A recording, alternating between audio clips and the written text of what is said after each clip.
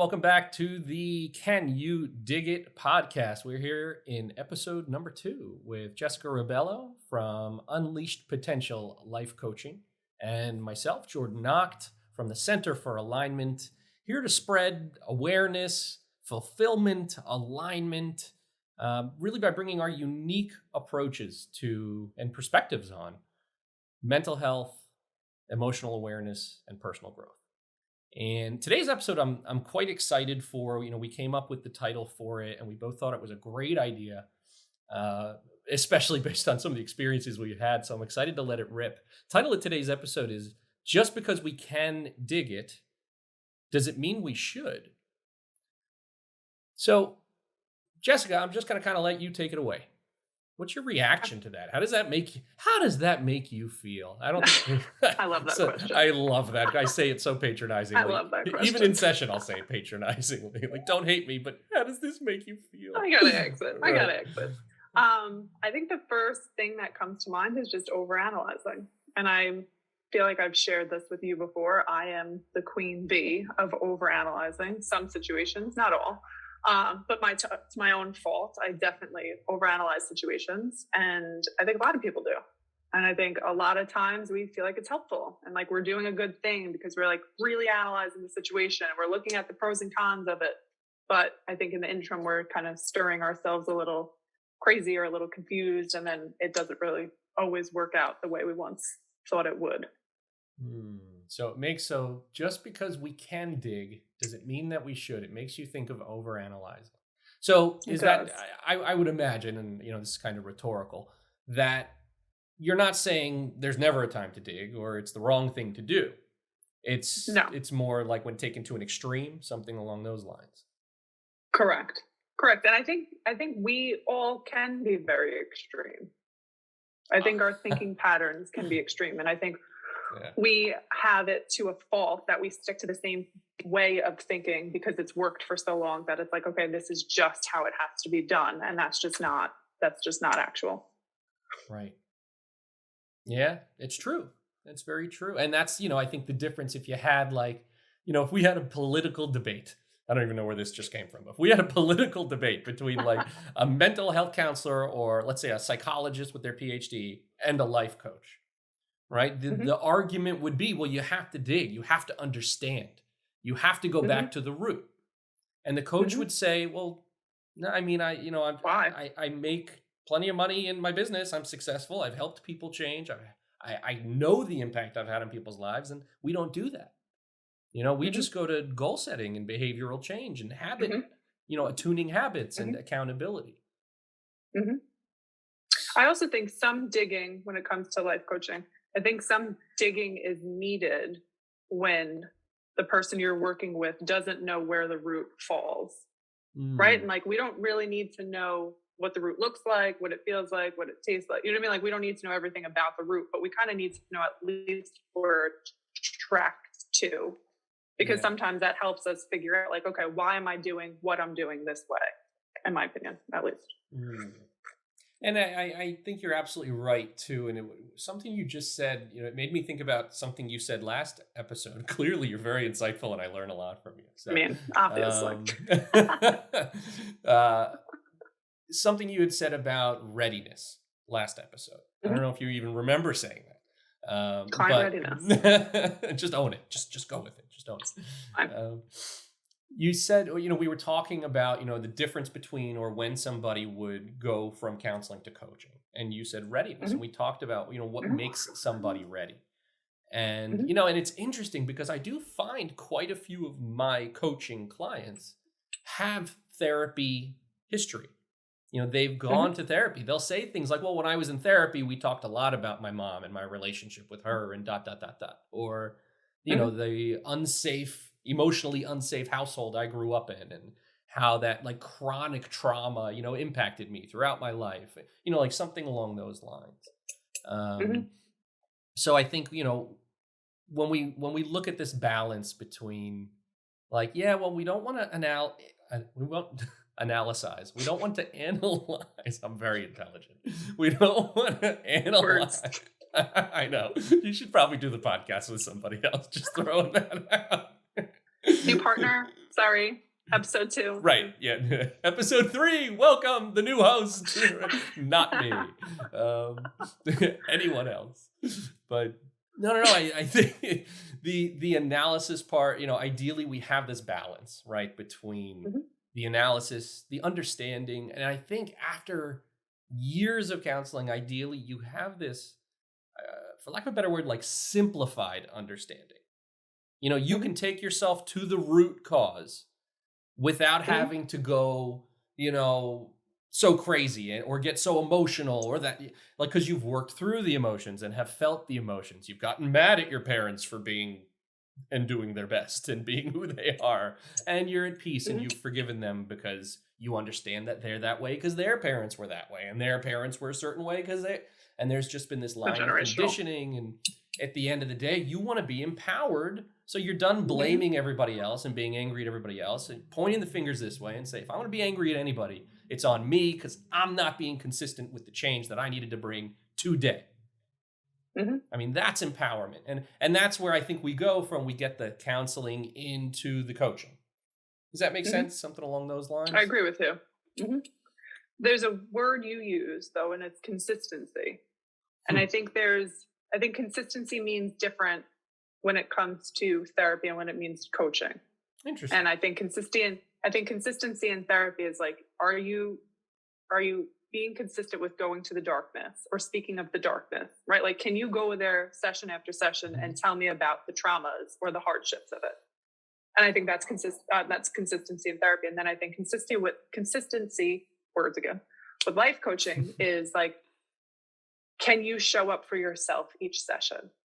Right. And like the change and the growth, it's like, you're consistent to you as the client. You're not consistent to the therapist or to the process. Right. I think consistency in coaching is more like, I know this is going to make me better, or I know this is going to make me grow or work. It's not so much the process that I need to buy into. Does that make sense? Yeah. Yeah. It very much makes sense. It's like, well, it's almost like the difference in the consistency is, one is like, I'm consistent, mentally and emotionally. And with the coaching, it's like, I'm consistent behaviorally. Something like that. I mean, that's not exactly what you said, but that's kind of like how I'm seeing this unfold as we talk about it. And, and I think that's so important too, because again, there's, to bring it back to like, just because you can dig, does it mean that you should? Again, there are plenty of examples of everything, in this world, in our professions, right? There's the person who all they did was analyze, and they go home and they feel different and their life has changed. And they don't even have to try, and their behaviors and their habits are different. And there are people that have done that in counseling. And it didn't take a coach to hold them accountable to their new habits. It just kind of flowed. They decided, it's time to love myself. Like, wow, I've been self-destructive. I'm ready. Right, I'm ready. Yeah, you like that word. You like readiness. That was good. Right, ready, Jess. And then, there's that, but then there's plenty of people who never looked behind or deep into the ground once, created a lot of surface change, behavioral change. It's funny, in our world, when we say surface, I think it's like, it's got like a negative connotation to it. I know. But there's surface change, there's behavioral change, there's habit change, there's pattern change, etc. Without a depth of understanding of where it comes from. And still that person's great and they achieved what they wanted to achieve. And, and it's what works for you, how deeply into it you want to go. What were you going to say? I also think it goes back to, and like kind of how I opened it with like the overanalyzing piece of things, right? Like I think all of us, like human nature, I think is to analyze to a degree, right? I think like the curiosity within us wants us to analyze. And then I think sometimes we either get scared or we're like, oh no, we're good here. We don't need to analyze anymore. We don't need to go any deeper. Like this is a good spot for me. I'm good. But I think when it comes to those individuals who overanalyze, and you might disagree with this, but I think everybody looks at overanalyzing as like a negative thing, right? Like it's bad that you overanalyze. Right. Overanalyzing serves a lot of purposes out there. And I mean, like some situations you need to overanalyze a little bit. You need to look at the pros and cons. And of course, within reason, I understand that. But I think some people look at it as like, if you're not overanalyzing, you're not analyzing at all.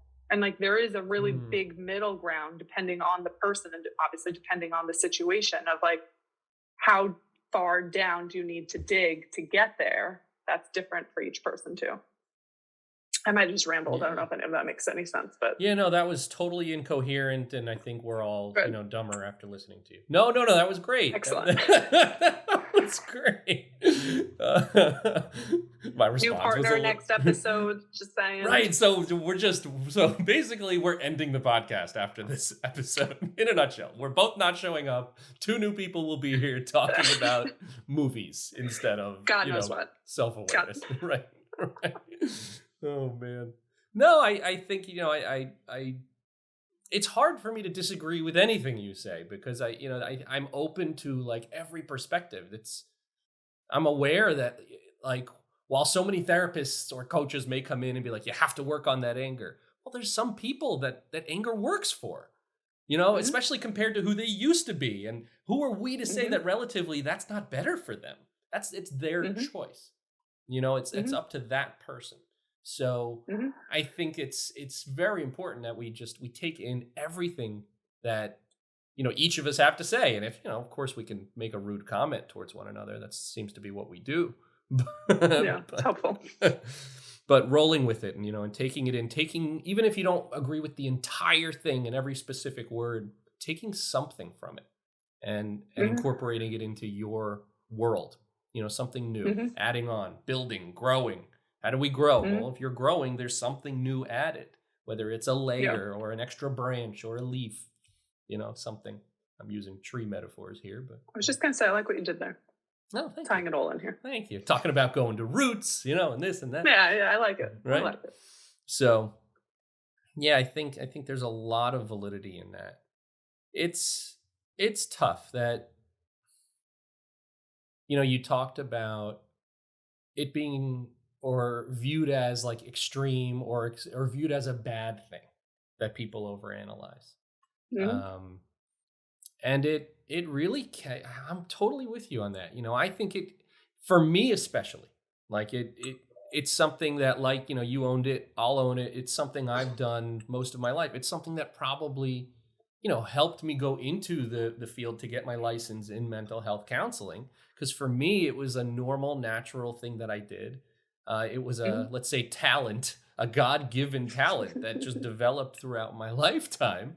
I didn't purposely, consciously choose like, all right, I'm going to be great at analyzing when I was 5 years old. No. It just kind of... It just happens. It just happens, and I think everybody has those experiences and those natural, inherent gifts, strengths, proclivities, if you will. Ooh, that was a good word, right? That was a really good word. Proclivity. I don't even know what it means. I just said it. But, I was going to ask the definition, but I'll let you slide. I think a proclivity is like a tendency towards something along those lines. It'd be funny if I used another like crazy word to describe what it meant. Right? So, that being said, like we have these gifts, we have this inside of us, but there are people who have never analyzed, right? Or if they do, it's not even close to what you might do in therapy. So they get into therapy, and for them it feels extreme and it feels like overanalyzing, and it's not something they want to do, and they pull away from it. They don't like it. They're used to just like pushing away somebody with anger and moving on. And that has worked for them. But they're probably in therapy because they're realizing that stopped working for them. But Correct. Go ahead, ask away. In your coaching practice, when you have a client who, I guess, stays on the surface, who doesn't really want to analyze much, right? Who is like just content staying surface level, and maybe some analyzing would be beneficial, like some digging in probably would lead to more growth. Like, how do you set up that conversation, or how do you like push for that or motivate that? It's a very good question. Depending. So no. So it depends on the not the conversation. The conversation depends on my relationship with that client, right? So that's first and foremost. There is no one size fits all, right? What I'm about to say does not apply to every client I've ever had or will have. Oh yeah. Every relationship's different. There are clients I goof off, joke around with, we curse each other out, we have a good time, we laugh, we cry, we get deep, and there's a little mix and match of each of one of those things. But if there's a client that's mostly just surface, looking at goal setting, looking at habit change, etc., but they're finding that they're having so many issues doing it, I would probably highlight something along the lines of this. I would say, let's somebody named John, right? That's a common name. I would say, John, so we've had 4 sessions now, and I'm seeing a pattern. Is it all right if I clarify that pattern and throw that out there? You're open to it. You're ready to hear what I have to say. And again, you're feeling out the client. I probably wouldn't check to see if he's open to it because he's not coming back to me if he's not open to what I have to say. But and I'd say, there's this pattern developing where you start and you get like a day or 2 in, or you come to session and you get that motivation from me. But after 2-3 days, I stop getting texts from you. I stop getting your accountability emails. I feel like you kind of just drop off the face of the earth, surface of the earth. Yeah, see what I did there? And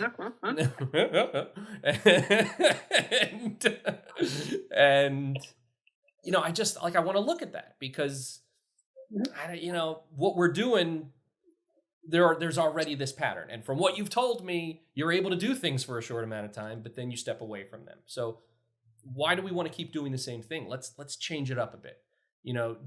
Are you willing to hear like some of my recommendations on how we can change this up? I can tell you what's worked for clients. I can tell you what's worked for me. I can tell you what the books on coaching that I've read have said, things like that. I can tell you what Tony Robbins says. I can tell you what Napoleon Hill would have said, et cetera, et cetera. But at the end of the day, getting to know you these last few weeks, here's what I'm thinking might work for you.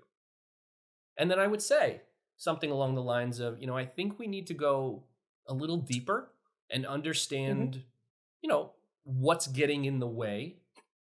What is that exactly that stops you? Because there's a belief, there's something that's taking over that's not there after our sessions, right? So what is our session speaking to that we're not fully uncovering here? Like something along those lines. There's a root down there that keeps getting in the way. Every week we're pruning the branch, but then the same ugly fruit's growing back. So let's change the root. Let's stop going to the fruit. Something along those lines, right? And I do use those examples. My clients love and hate my metaphors. So yeah, that was another good one. But so it sounds like a lot about your approach, and obviously correct me if I'm wrong. It's a lot of permission, right? Like you ask the client for permission and willingness. Like, can I go here? Can I ask you a question? Like, can I highlight a pattern of yours? Can I do this? And I think I work really similar to that of like not making the client feel attacked. Because I think also in my work, like I say the things that maybe they don't want to hear or they're not ready to say out loud to themselves. You know what I mean? I have no problem highlighting those things. So I operate very similar, like, hey, can I point something out? It might not feel so good, but I think it would be helpful. And it sounds like a lot of people, at least in my experience, and it sounds like in yours too, really appreciate that, right? Like highlighting them like, hey, I'm going to ask you because this is your time and your session. Can I do this? Oh, totally. And I don't care who you are. If somebody tells you what to do, there's something inherent in us that's like going to resist that. I don't care how nice you are, how abiding you are, how people pleasing you are. There's something in you is going to cringe. Right. Oh, of course. If someone else is telling you what to do, it's our job to help you understand, like take yourself to the point where you're realizing like, oh, I need to do this. Correct. Yeah, I agree. So always requesting, always asking permission. Well, in the beginning, I would say. Oh, yeah. Until the work gets in and then you have a really good alliance and then they know like, I'm going to say something. Here it is.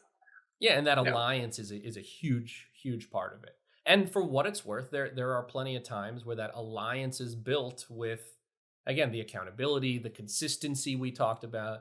And that's when, you kind of ask for permission to maybe go a little deeper than we've been going. Something along those lines. And it's interesting too. I have clients who've been overseas and, in war experiences. I have clients who I know have traumatic pasts that don't like to go there or want to go there. And there are plenty of times where, someone I know really well, I'll say, look, you know what I'm going to say. You know that I'm going to say, like, the more we avoid, we fill the void. We feed the void by avoiding it. We got to face some of this stuff if you really want to transcend it completely. But I'll also clarify and qualify for them. You also know it's not entirely necessary. It just takes a lot more grit and willpower on the behavioral component, because there's not, there's more that's in the way. There's muck you have to get through. There's muck. It just means word muck. Yeah. Muck, as opposed to clearing the muck before we do the surface work, the behavioral change. Yeah. Yeah. And I think it's interesting because you're talking about like clients. Obviously, if somebody served overseas, there's a trauma there, right? Like more trauma clients. And like when I say like I'm a trauma-informed coach, is because like I understand, and I would say you are too, like you understand the dynamics of a trauma and how it affects a person, but there's also a good way to address it and a really detrimental way to address it too, right? And I think that gets a little hard, because I think even clients who have a trauma history, they come into coaching, they don't necessarily want to tell the whole story. It's like, I don't need to know the whole story, right? Like you share what you feel like is important or what is valid for the session or how to help this. But I think a lot of people kind of get stuck in that narrative too. And I know I'm going on a tangent from what we were originally talking about, but it made me think of it. And I think like the client's narrative has stuck with them in therapy because it served a purpose in therapy for so long that they've identified with that narrative. And then they come into a coaching lens and it's like, oh, wait a minute. Like I could rewrite the narrative. You know what I mean? Like, and I always say to my people, like, you're only the story you tell yourself. Is it time to rewrite the story? Yeah. I like that. You're only the story you tell yourself. Thanks. It's deep though. It is deep. That's digging deep. That's digging. That's digging. Because that story has developed throughout your life. That's, and generations sometimes, even pre-existing your life. Yeah. Yeah, absolutely. Absolutely. And from a spiritual perspective, we call those generational curses to some extent. But, how do we break those? Oh, that's a good question. It's a good question. But, I guess I don't want to get too far into this session or this episode, this session. Look at that. But I'm so used to it. But I think it's something we absolutely should go deeper into. We'll dig in and dig deep into that. On that one. Yeah. That one we should dig into. Yeah, we should. Maybe episode 3, if we reconnect again. If we do an episode 3, maybe we'll go there. Yeah, if you're willing to accept my idiocracy in the word idiocy, whatever word. That was a great movie, Idiocracy. You ever see that movie? Such a funny movie. I have not. No. It's so stupid. It's so stupid, but it's fun. One of those so stupid that it's good. Yeah, exactly. Like Spaceballs. It's so stupid it's good. Yeah. So there was something you had said when you were talking about trauma just now.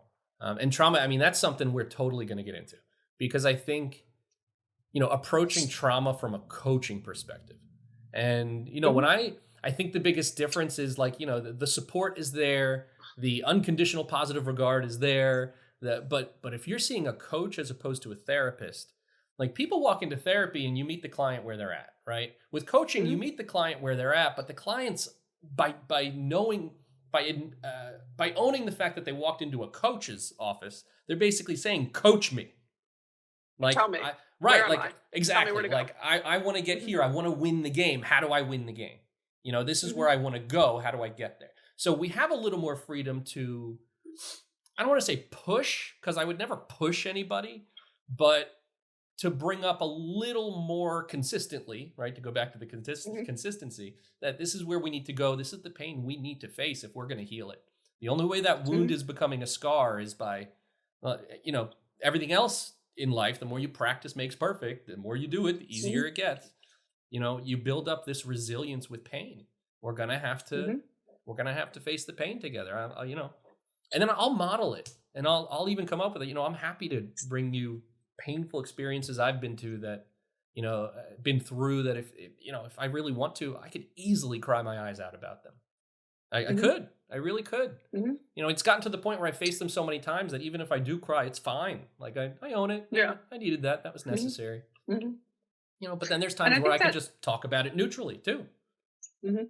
Go ahead. And I think that ties into what we were saying last episode, as far as like some of the differences between like the coaching model and the therapy model. Yeah. And like sharing our story, right? Like in the therapy model, like it was never recommended for us to share any personal information about ourselves unless it would be like strictly beneficial for the client. And I think in a coaching model, and I'm going to agree with you, I share more about myself in the coaching model as a way of being a model, right? Of like, this is something I've experienced and this was the darkness and this is how I got out of it. Or this is something that's really worked well for me and I'll share in a time where it has, right? And I think that's something that we've missed in the therapy model that I think clients really need in the coaching model, right? Like, I think that just strengthens the, like the attachment and the relationship between the coach and the client. Absolutely. Absolutely. And I think it provides almost like a safe space for the client to know that they're not alone, you know? Oh, yeah. And that, you know, someone's in this with me. You've actually walked this path. Oh, you go through pain too. Oh, you get inconsistent with things too. You know, like things like that. It's so important. You know, there was one other thought. Like, we got to start slowing down a little bit because it is getting to be about that time. But there was one other thought. There was one other thing you had said when you were talking about trauma. And as we seem to naturally go to this, like the coaching versus counseling perspective on things, because that's, I mean, I think that's in a nutshell why we're doing this. Like, we want to help people change, you know? Absolutely. I don't want to, I do want to help you understand things better. Obviously, we're just talking. So this is all quote unquote theory. Even if we talk about the application, it's still talk. Right, we're not actually doing it because we're on a freaking podcast. You know, filming me changing. So, but I think that's, you know, the primary reason we wanted to start doing this was so people could see like what it actually takes to change and what you need to do to change, or why you might utilize coaching to change, or how you can bring some of this stuff if you're listening to this and you're in counseling and you don't want to see a coach and you love your counselor, but you feel a little stagnant, or you don't feel stagnant and you just love the counselor, but you know you want to change. You're allowed to go into a session and say, hey, I really, you know, I was listening to this podcast and they were talking about change and this and that. You know, how do we set up some goals? Can you help me set up some goals to achieve ... and maybe hold me accountable in session to those things? Does that work? Can we do something like, you know, and there's a lot of counselors that would love that and be like, of course. Oh, yeah. Of course. Oh, yeah. But, you know, we're all human beings. Coaches get comfortable. Counselors get comfortable. I was just going to say, being complacent, and I've definitely, at some point in my career, have become complacent. And I feel like it always happens with the clients that you have the best relationship with. You know what I mean? When like, you know, you're aligned and you know you're there, and we become complacent. And then it's like, they'll request something. It's like, oh my God, you're absolutely right. Thank you so much for bringing that up, or saying you want more of something, because like, we kind of just get into the pattern of it that sometimes we don't know that. I think clients having a voice in their own sessions, regardless if it's a coaching session or a therapy session, of like just verbalizing something that could be more helpful, or something that they're missing, I think it's definitely needed more of. Yeah. Like, empower yourself in session. Yeah. You know? Yeah, absolutely. Just like any relationship with anything, yourself, with another person, with a job, with weightlifting, with anything. If you're not uncomfortable, you're not going to grow. And that includes the therapeutic relationship. You want it to be safe. You want it to be as comfortable as could be. But I do, you know, that's a really great place to kind of like slow things down and end with. Like, I urge you, if you are really comfortable with your coach or therapist, look at that and think about how can we push this comfort zone a little? Because that's why I'm here, to grow, you know, unless you're not there to grow, you know. Correct. Go ahead. And I think you and I also have had these conversations too, of like, we're not in this profession for money, right? Like, we're not like, we want lasting change. We don't want to waste people's times. Like, we want each session to be somewhat impactful. Like, what was the takeaway? What did you gain from this? Where are you going with this? What change are we making today? And I think that also helps the clients motivate without just getting complacent in the session too. Because it's like, well, what's your takeaway? It's like, well, such and such and such. Like, you know what I mean? Like, you're manifesting that. Then the client's manifesting that, putting it out there. And then there's more change that comes from that as well. Absolutely. And for what it's worth, I am in this for money. I love money. Gotcha. But I love helping people though. My thought process is, if I can do something I love and I'm so passionate about and make money doing that, why would I not do that? But I love money. If anybody listening to this wants to give me money, I'm not going to say no. Let me put it that. Let me. Here's my Venmo. You could send it directly. Right. Just don't ask me for money. Then never. I will write you a strongly worded letter if you do that.